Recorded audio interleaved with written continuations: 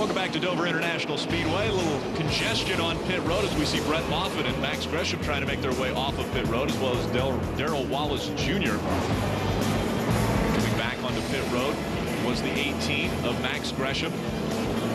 Just remember the rules. You can only fuel or change 2 tires on a single pit stop. Cannot do both. Green flag comes back out. We're back underway at Dover. Closing in on the halfway point of this race. Eddie McDonald in the 71, Dale Quarterly in the 32. A couple veterans driving up front here, side by side. Quarterly is going to have the advantage as they go down the backstretch. Problems early on in this one, though. That's the 30 of Jeff Anton getting sideways. Anton gets sideways into the inside wall. Does he keep it going? He does. Yeah, it looks like no caution. Jeff Anton has had 3 consecutive top 10 finishes here from 2006, 2008. He's got his work cut out for him today. Dale Quarterly jumps out front, though. He is leading the race here at Dover. Behind him in that 62 is Andrew Smith. Now you see Brett Moffitt working the high side with Gresham just behind him now. That's exactly what Brett Moffitt wants. He wants to be in front of the 18. Hopefully his destiny is in his own hands. Well, we're right at the halfway point, so we've got 70-something laps to go. We know with these drivers coming to pit road and getting that fuel that they can make it now on fuel. You run 90 to 100 laps here on a tank of Sunoco race fuel. So fuel should be out of the equation now, as everyone should be able to make it to the checkered flag if we go the scheduled distance of 150 laps. And we see Brett Moffitt working through the slower traffic now as he goes by Benny Gordon in the 66, trying to make his way back up toward the front. Alex Bowman in that 16 also working to the inside of the 29 of Brendan Newberry. Of course, these guys just trying to get back to the front. You know, you have these double file restarts in this series like Sprint Cup. What I can see today, they are very exciting when we have these double file restarts. Takes your breath away. Dale Quarterly now trying to hold on to the lead as we see Ryan Gifford working to the inside and trying to take away that top spot. Gifford still with a little tire smoke coming out of the left front. Stays right on the bottom of the racetrack as we see Quarterly running just a bit higher. Battle for position. Darrell Wallace Jr. looking to the inside of the 4 of Sergio Pena. And it looks as though Gifford will take the top spot away from Quarterly. So now Ryan Gifford in front of the field.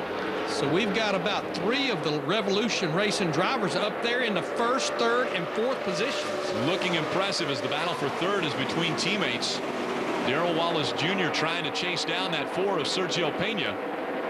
You know, Revolution Racing, they've won almost half the races. It looks like possibly the 4-car Sergio Pena looks like he may have engine failure. Almost gets into his teammate Darrell Wallace as he comes off the racetrack. Running in the 3rd spot, Sergio Pena blows the engine.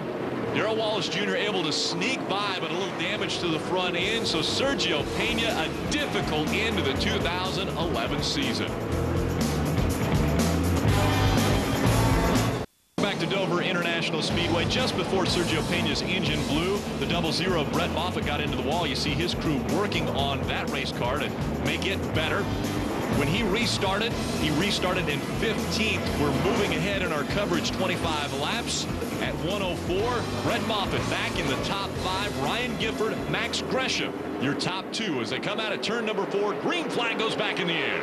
You know, as far as Brett Moffitt in that 00 car, we talked about this being the fastest racetrack this series goes to, and you saw him really focusing on that right front fender.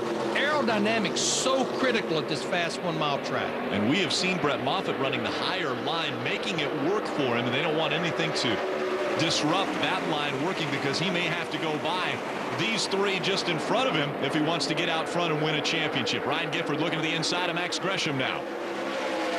Well, and we know in the grand scheme of things, Max Gresham in that 18 car, our points leader, coming in by 21 points. He just wants to make sure he keeps that 00 car of Brett Moffitt in the rearview mirror. And right now, it's getting bigger in the rearview mirror. Brett Moffitt has been able to make the pass and move up into the 3rd spot as the battle for the lead continues.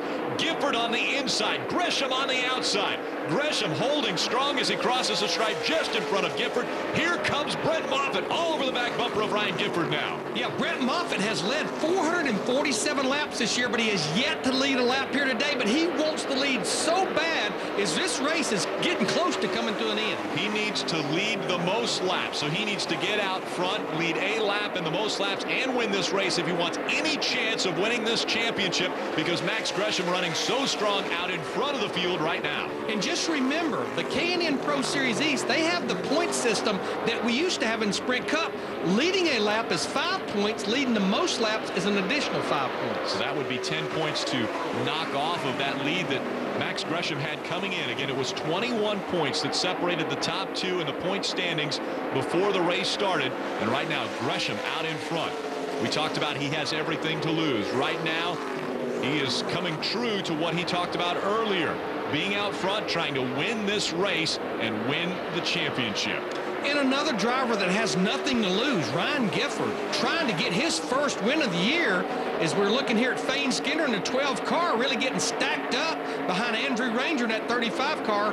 That 35 car's in trouble. It looks like he'll come to pit road. He's trying to make the hard left turn onto pit road, and getting stuck behind him was the 15 of Matt DiBenedetto, as we see the top three continuing to race around the Monster Mile. It's Gresham right in front of Ryan Gifford. Gifford was trying the low line, wasn't working for him. Now he's fallen back behind Gresham, and Brett Moffitt in that 0-0 trying to reel him in as the top three run with about 4 car lengths in between each other.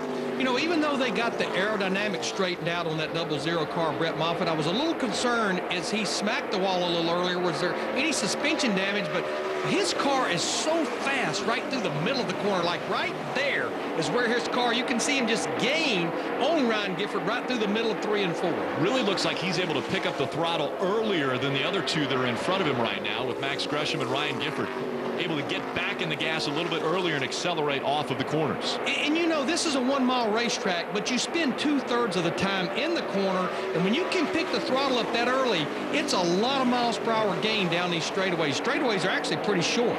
Brett Moffitt trying to reel in the top two. Gresham still leading. Ryan Gifford has closed the gap once again. He will try for the lead from Gresham. You know, looking at Ryan Gifford, Dover, Delaware, in a K&N East Series car is a long way from dirt late models in Tennessee.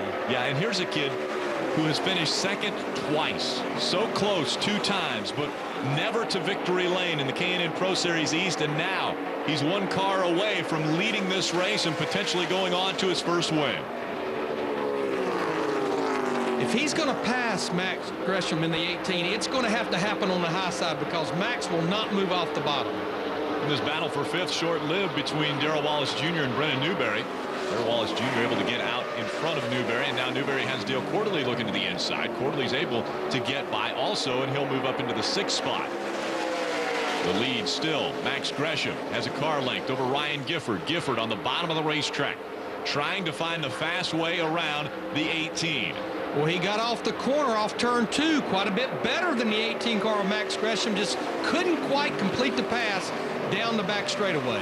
Here again, looking at the bottom of the racetrack. Gresham trying to close the door way up the racetrack. He slides. Here comes Ryan Gifford to the inside. That was just enough to open the door at the bottom. Gifford takes the lead through 1 and 2. Looks like he just pull away from Max Gresham in the 18. Here comes Moffitt into 0-0. He wants that 2nd spot. Brett Moffitt on the inside. He's going to take the position away from Max Gresham. So now Moffitt in front of Gresham. He wants a few other cars to get in between he and Gresham if he has a chance to win this championship. Yeah, we mentioned earlier, Max Gresham wants to keep that 0-0 Brett Moffitt in his rearview mirror. As long as he can see him out the windshield with only him in front of him, he's in good shape. Brett Moffitt running second. It's Ryan Gifford looking for his first ever win in the K&N Pro Series East.